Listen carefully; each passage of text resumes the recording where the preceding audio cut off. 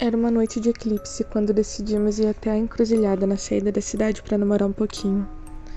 Eu tinha acabado de tirar minha carteira de motorista e a gente estava aproveitando a nossa liberdade. A gente parou em uma clareira fora da estrada, onde estava mais escuro e sem nenhum movimento. Eu fiquei bastante surpreso quando a Ana me disse que estava pronta para perder a virgindade naquela noite. Com certeza eu fiquei feliz e animado. Eu não hesitei. Ela era linda dos pés à cabeça e eu tentei ser o mais cuidadoso possível. Mas eu lembro que quando estávamos terminando, algo interrompeu o nosso clima. A gente ouviu o som de passos próximos e aquilo nos deixou bastante alarmados. Ficamos em silêncio, envolvidos apenas no som das nossas respirações ofegantes, mas não ouvimos os passos novamente. Acabou que a gente deduziu que podia ser um animal do mato, ou até mesmo um cachorro perdido, e voltamos a namorar. Quando terminamos, a Ana dormiu um pouco sobre o meu peito e, mesmo desconfortável, eu deixei ali. A expressão no rosto dela era angelical e naquele momento eu estava imerso no quanto queria ter ela comigo. Enquanto ela dormia, eu observei o lado de fora do carro que estava calmo, exceto pelo farfalhar das folhas das árvores. A escuridão não me deixava olhar muito longe, mas por um momento eu me senti um pouco desconfortável em estarmos ali sozinhos, no meio do nada. Verifiquei se as portas estavam trancadas e acabei acordando a Ana. "Está tudo bem?" Eu lembro que ela perguntou sonolenta. E eu disse que sim. Ela sorriu e falou que precisava fazer xixi. E eu acabei reclamando. Ela não podia sair sozinha. Eu disse que iria com ela, então. Mas ela negou. Era teimosa e disse que não iria muito longe. Provavelmente atrás de uma árvore e usaria a lanterna do celular. Eu não insisti e por algum tempo me culpei por isso. Mas quem sabe se eu tivesse ido com ela, as coisas teriam sido piores. Ela saiu do carro deixando a porta do carona aberta e caminhou para a escuridão, com a lanterna do celular iluminando a sua frente como um vagalume. Observei enquanto ela se embrenhou entre as árvores e apenas a luzinha fraca podia ser vista. Liguei o rádio do carro para não me sentir tão desconfortável ali sozinho e uma canção desconhecida estava tocando. Acho que perdi a noção do tempo enquanto ouvia a música e então percebi que a Ana estava demorando. Olhei pelo vidro do carro na direção em que ela havia ido e percebi que a luz da lanterna ainda estava acesa e visível. Fiquei mais tranquilo naquele momento. Talvez ela não estivesse se sentindo muito bem. Se demorasse mais um pouco, eu iria até ela. E mais alguns minutos se passaram. A lanterna permaneceu imóvel no mesmo local. Ok, acho que é hora de ir. Eu pensei e saí do carro um pouco hesitante. Não lembrei de levar meu celular naquela hora e acabei ficando sem a lanterna, o que me deixou bem mais aflito. Caminhei devagar e o som das folhas e galhos quebrando embaixo dos meus pés deveria ter alertado a Ana que eu estava chegando. "Amor?" Eu perguntei enquanto caminhava. Não tive resposta. Perguntei novamente mais algumas vezes, enquanto me aproximava da luz do celular, e meu coração disparou quando eu cheguei ao local e notei apenas o celular da Ana no chão, com a lanterna virada para cima. Não havia sinal dela por ali. Então eu peguei o celular e olhei ao redor. Nada. Nada. Eu estava muito nervoso naquele momento. Comecei a suar frio e o completo silêncio do lugar, sem nem mesmo o som dos pássaros nas árvores, me fez enrijecer o corpo e ter certeza que algo estava errado. Meu raciocínio não funcionou muito bem a partir dali. Acredito que por causa do pânico que começou a se alastrar dentro de mim à medida em que fui procurando por Ana e não a encontrei, acabei ficando confuso e perdendo a noção. Caminhei em frente com a lanterna iluminando o caminho, mas não havia sinal de pegadas nem dela, apenas o escuro e o silêncio. Eu sabia que ela não podia ter ido longe usando apenas sutiã e calcinha, então continuei. Quanto mais me embrenhei entre a mata, mais silencioso o local parecia estar, até mesmo sem o som do vento agora. Apenas minha respiração desesperada e o som incômodo do meu coração batendo acelerado em meus ouvidos. Até que um inconfundível som de choro atingiu meus ouvidos, me deixando desnorteado e confuso, mais do que já estava. Eu não conseguia identificar de onde estava vindo, mas tentei segui-lo. Comecei a correr ignorando o caminho, os galhos das árvores arranharam meu rosto, e então eu tropecei em um tronco caindo em uma ribanceira. Rolei sem parar até chegar ao chão novamente. Bati minha cabeça com um pouco de força e meu corpo inteiro estava arranhado e dolorido. Tentei levantar desnorteado com a ajuda de uma pedra grande que estava ao meu lado. Por pouco podia ter morrido caso batesse a cabeça na pedra. Quando me levantei, Tentei encontrar o celular, mas havia se perdido. Agora eu não tinha como iluminar o caminho, mas precisei continuar. Caminhei cambaleante por mais alguns metros, agora seguindo algo pior que o choro. O completo silêncio. Eu não entendo como consegui encontrar a Ana naquela noite infernal, mas eu consegui. Depois de horas caminhando em círculos sem rumo, eu ouvi seu gemido abafado e agonizante. Comecei a correr novamente até chegar ao seu corpo pequeno que estava coberto por ferimentos e sangue. Estava jogado em uma clareira. Ela estava viva e respirando, mas com muita dificuldade. Eu a segurei em meus braços e tentei encontrar o caminho de volta, o que pareceu mais fácil do que chegar até ali. Ela desmaiou no caminho, mas quando a coloquei no banco de trás do carro, notei que os hematomas eram arranhões e mordidas profundos. Eu não pensei em nada na hora. Apenas dirigi o mais rápido possível até o hospital municipal. Quando chegamos, entrei com ela daquela forma mesmo, apenas gritando e pedindo por socorro, que alguém ajudasse. O lugar estava calmo naquela noite até a nossa chegada. Todos que estavam ali vieram até nós e então eu deixei que levassem a Ana. Me fizeram perguntas que eu não consegui responder.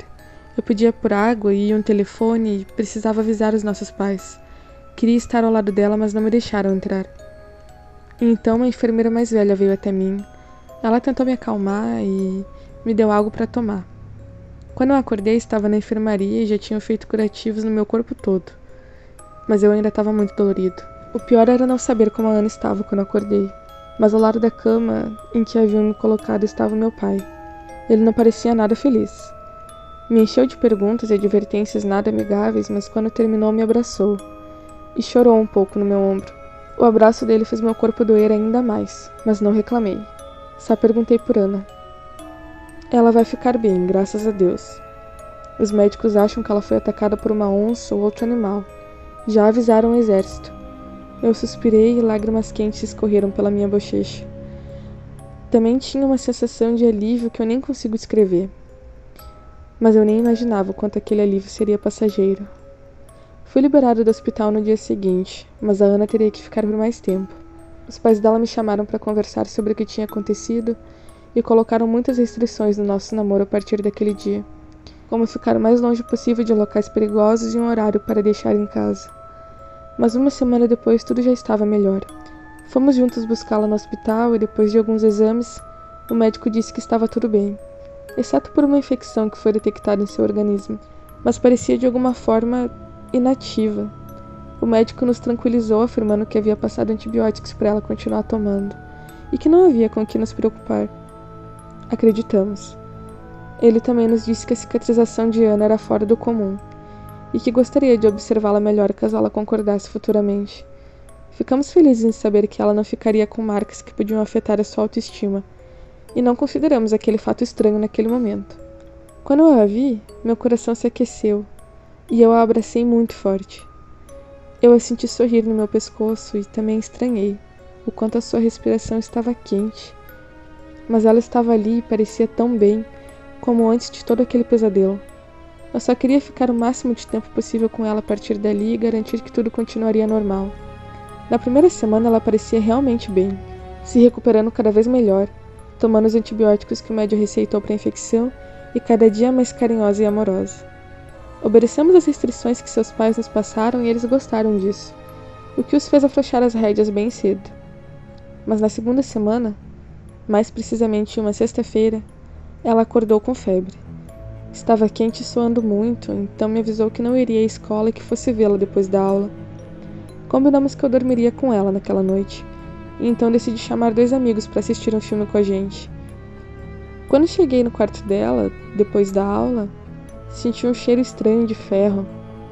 Era forte, como se alguém tivesse se cortado profundamente e espalhado sangue pelo local. Ela estava se arrumando, tinha acabado de tomar banho e sorriu ao me ver. Seus olhos estavam opacos e indagadores. — Que cheiro é esse? Perguntei. E ela respondeu que deviam ser os antibióticos fortes, que o cheiro havia saído pelo seu suor e ela teria que trocar os forros de cama. Eu concordei, realmente antibióticos fortes podiam fazer coisas assim, foi o que eu pensei. E às 8 horas da noite daquele dia, nossos amigos chegaram, e depois de 2 filmes pedimos uma pizza. A Ana comeu mais do que o normal, parecia estar com muita fome. Eu nunca tinha visto ela daquele jeito. Desde que tinha saído do hospital, ela estava comendo pra caramba. E depois que terminamos de comer, conversamos um pouco e nossos amigos foram embora. Já era quase meia-noite, depois que levamos eles até a porta, voltamos para o sofá. Eu não estou me sentindo muito bem, ela falou, colocando a mão na barriga. Eu percebi que algo estava errado quando ouvi um barulho estranho, como se a barriga dela estivesse roncando. Ela ficou pálida de repente e disse que precisava ir até lá fora. De repente saiu caminhando e me deixou na sala confusa. Não me segue, ela falou rispidamente quando passou pela porta dos fundos e foi até o quintal. Ainda confusa, fui até a cozinha e fiquei em frente à janela observando o que ela faria. Comecei a ficar nervoso quando não enxerguei meio a escuridão do lado de fora. Meu cachorro começou a latir muito, o que era estranho. Ele já conhecia a Ana há mais de 10 anos, desde que ainda éramos crianças e ela vinha até minha casa para brincar. Ele continuou latindo e se debatendo em sua corrente, e eu sabia que ele estava preso na casinha porque era hora de dormir.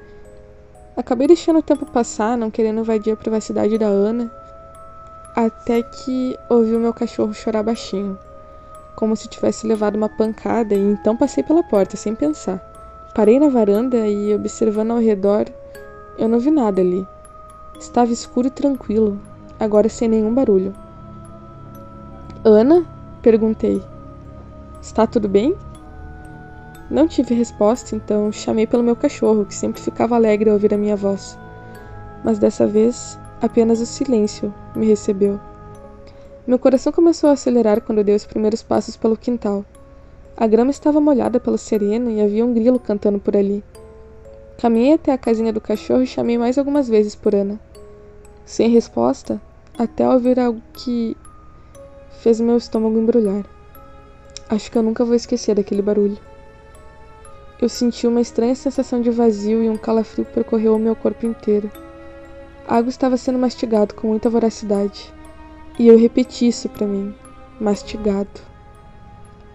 Eu me aproximei devagar e acho que devia ter saído correndo da minha própria casa naquele dia. Quando olhei para a lateral da casinha, vi algo que jamais vai sair da minha mente. Por alguns segundos eu perdi o ar e minha visão ficou turva. O som de estática que vem antes do desmaio percorreu meus ouvidos, abafando o som da mastigação. Mastigação. Eu pensei de novo. Mas eu me obriguei a voltar a mim. Não foi o desmaio que me livrou daquilo. Então eu percebi que aquilo era a Ana. Era ela que estava ali. E ela estava comendo meu cachorro. As vísceras do pobre animal caíam entre os dedos dela, onde as unhas estavam pintadas de rosa. E aquilo não entrava na minha cabeça. Ela mastigava com pressa, enfiando o máximo de carne que conseguia na boca, e a sua respiração estava ofegante. Ela grunhia como um animal. Eu quis morrer ali mesmo. Não soube o que fazer. Mas então ela levantou a cabeça e me olhou. Os olhos normalmente castanho escuros que ela tinha, agora estavam dourados. A boca ensanguentada se abriu, deixando carne cair sobre o colo, sujando o conjunto confortável que ela havia pedido de aniversário no ano passado. Lágrimas escorreram pelo rosto dela enquanto seus olhos retornaram à cor original. Ela pareceu retomar a consciência e, ao olhar para as próprias mãos e para o corpo do meu cachorro, ela se afastou rapidamente, se recostou na parede e começou a gritar, desesperadamente. Eu ainda estava sem reação, mas algo na forma como ela gritou me fez voltar a mim e ir até ela. Foi automático, como tudo que aconteceu depois. Eu a abracei, mas estava confuso. Não era o que eu queria, mas foi o que eu fiz. Depois daquele dia, as coisas mudaram drasticamente entre nós. Eu a ajudei a se limpar naquela noite. A enrolei na toalha mais felpuda da casa e a deixei no meu quarto protegida. Não sei do que eu queria protegê-la, quando, na verdade, era ela quem parecia o perigo. Depois que a deixei, fui até o quintal e encontrei o corpo do meu cachorro de novo, ou o que restou dele. Eu enterrei ele ali, o meu companheiro de tantos anos, agora morto de forma tão cruel. O pior seria mentir para os meus pais que ele havia fugido. E então, nos dias seguintes, eu não quis ver a Ana. Não fui visitá-la mesmo notando suas faltas seguidas na escola. A única coisa que eu via quando pensava nela, ou olhava para ela, eram as vísceras enchendo sua boca que tantas vezes eu beijei. Eu não consegui dormir naqueles dias. Senti nojo da comida e não conseguia me concentrar em nada. Eu queria entender o que estava acontecendo. Ela não me deu explicações, eu não conseguia entender, eu não tinha uma hipótese. Eu estava ficando louco. Disse para mim mesmo várias vezes que aquilo podia ser uma doença psicológica devido ao trauma de ser atacada por um animal Mas era nesse momento que algo surgia na minha cabeça. Atacada por um animal. Eu repetia para mim mesmo. Eu não queria chegar a nenhuma conclusão até ali. Até porque parecia bem idiota o que eu estava pensando. E meu coração me obrigou a voltar até ela. Se eu queria respostas, se eu queria entender alguma coisa, eu precisava ir até ela. Eu ainda amava ela. Eu acabei indo na casa dela na esperança de que ela não me mandasse embora. Queria entender o que ela estava passando. E quando cheguei, dei o azar dos pais dela estarem saindo. E consequentemente acabei levando uma super bronca por ter sumido. Eles me falaram sobre o quanto ela estava deprimida, sobre não sair do quarto e estar evitando até mesmo eles. Falaram sobre responsabilidade afetiva e o quanto eu magoei ela também, em um momento em que ela precisava tanto de mim. Ah, se eles soubessem. E então eles saíram e me deixaram sozinho com a porta da frente. Encontrei a sala como sempre estava, aconchegante e organizada. Estava tudo quieto e tinha um cheiro familiar ali, que me lembrava os bons momentos que a gente viveu. Fechei a porta atrás de mim e fui até o corredor que estava escuro. Inclusive estava bem escuro. Por instinto eu queria sair dali. Estava com medo, com um mau pressentimento, mas me senti um babaca por ter medo da minha namorada de 1,57 m. Tentei vestir a cara da coragem e caminhei pelo corredor escuro. Mas antes de chegar no final, pude ouvir algo incomum, como pequenas batidas que começavam e paravam. Eu voltei a caminhar e, quando estava quase no fim do corredor, senti algo passar rapidamente de uma parede para outra. Ana? Eu perguntei hesitante. Não tive resposta. Respirei fundo e voltei a caminhar. Agora estava em frente à porta do banheiro e, à minha esquerda, estava o quarto de Ana. Ali também estava escuro e havia o cheiro de sangue no ar. Aquele mesmo cheiro de ferro que eu tinha sentido antes. O mesmo cheiro que havia sentido no dia em que ela matou o meu cachorro. Eu fechei os punhos com força e me virei para o lado onde estava o quarto de Ana. Acabou que eu dei um salto para trás quando vi que a porta estava entreaberta. E uma mão pálida e ossuda segurava a caixa da porta. Na fresta que estava aberta, um olho dourado me observava. Eu comecei a tremer e sei que ela notou. Ouvi sua respiração pesada. Ela estava agachada atrás da fresta da porta, segurando a parede como se fosse cair. Notei que o cabelo preto estava completamente bagunçado e caído sobre o rosto, deixando apenas o olho que me observava exposto. Ana? Perguntei novamente. Sou eu. Está tudo bem? Perguntei. Eu a ouvi grunhir como um choro baixo de aflição. Não se aproxime. O seu cheiro, eu consigo sentir o seu cheiro. Ela falou entre soluços. Eu continuei me aproximando e ela acabou se levantando onde estava. A mão pálida escorregou pela parede até o alto. As unhas estavam pretas e pontudas, como as de um lobo. Os 2 olhos amarelos me olhavam por trás do cabelo agora. Ela deixou a porta abrir e o cheiro me preencheu com força vindo do quarto que estava escuro. Ela nunca fechava as janelas e nem mesmo as cortinas, mas agora estava completamente no escuro. Ela rosnou baixo, então notei que algo havia mudado além daquilo. Ela não estava mais chorando agora. Eu parei onde estava, a poucos metros de distância, e tive a sensação de estar na presença de um predador. Se eu tentasse fugir, ele me seguiria. Se eu continuasse ali, me atacaria. Eu permaneci parado por alguns minutos e ela também, até que me senti seguro para continuar. Ana, me desculpe por... Eu não tive tempo de terminar o que estava falando.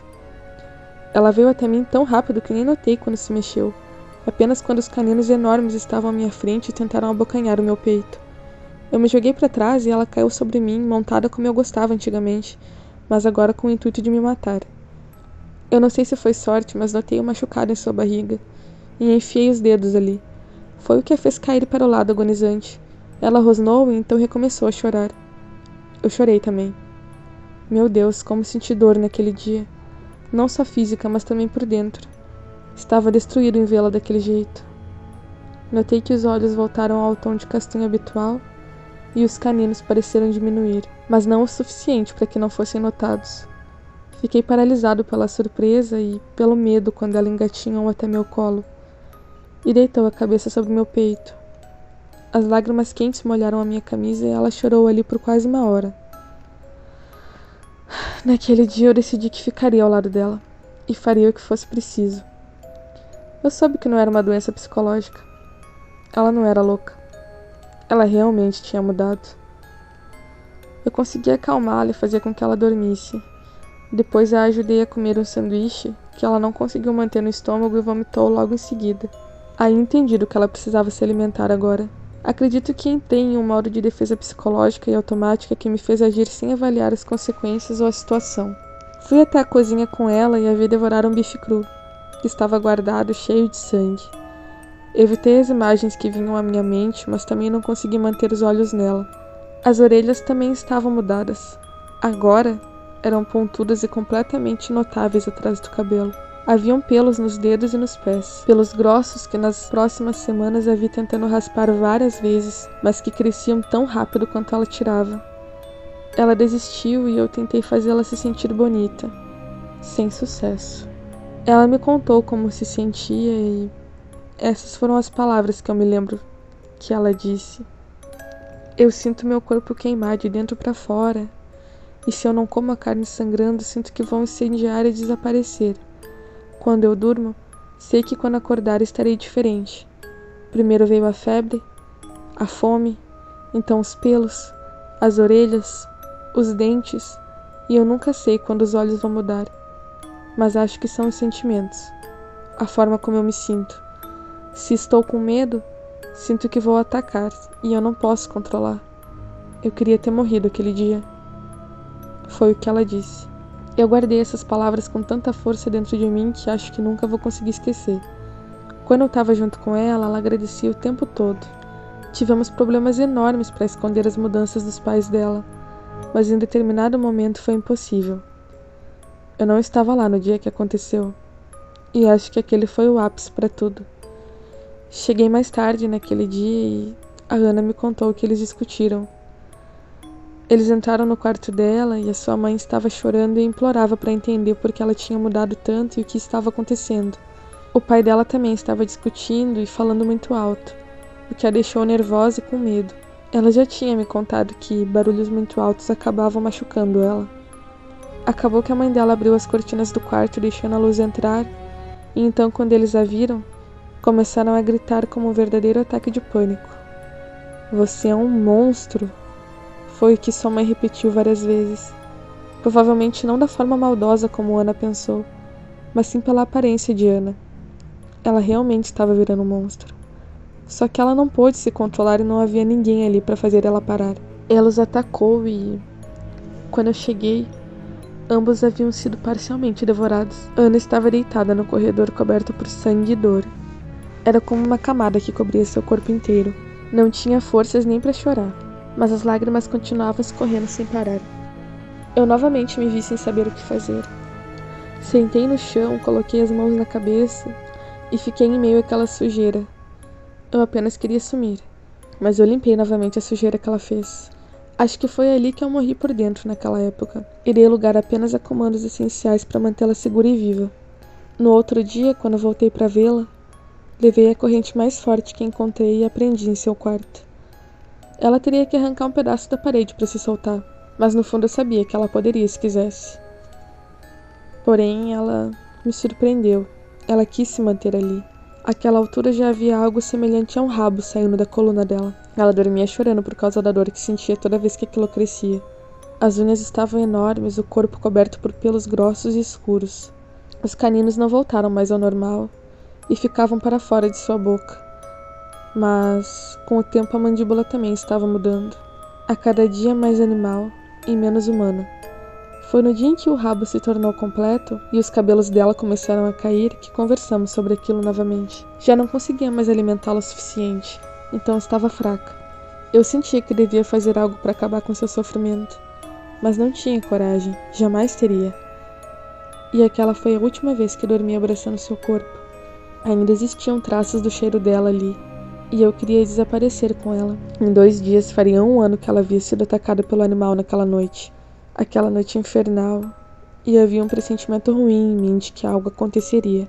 Ela não conseguia mais andar por causa dos pés que já eram como patas. Não conseguia mais falar porque a boca havia sido substituída pelo maxilar de um lupino. Os olhos eram completamente dourados, mas eram a única parte que guardava a humanidade. As orelhas estavam peludas e no alto da sua cabeça, e nem mesmo chorar ela conseguia mais. Não estava se alimentando, e eu não insistia. No fim daquele dia, eu estava tão sem rumo que eu comprei uma garrafa de uísque e foi onde mergulhei. Acabei tão entorpecido pela bebida que não percebi quando um pedaço da parede foi arrancado e a Ana se soltou. Mas acordei e voltei a mim com o uivo febril e corrompido que veio dela. Quando me levantei, cambaleante, e consegui ir até o quarto, eu a encontrei na situação mais grotesca que jamais imaginei que suportaria ver.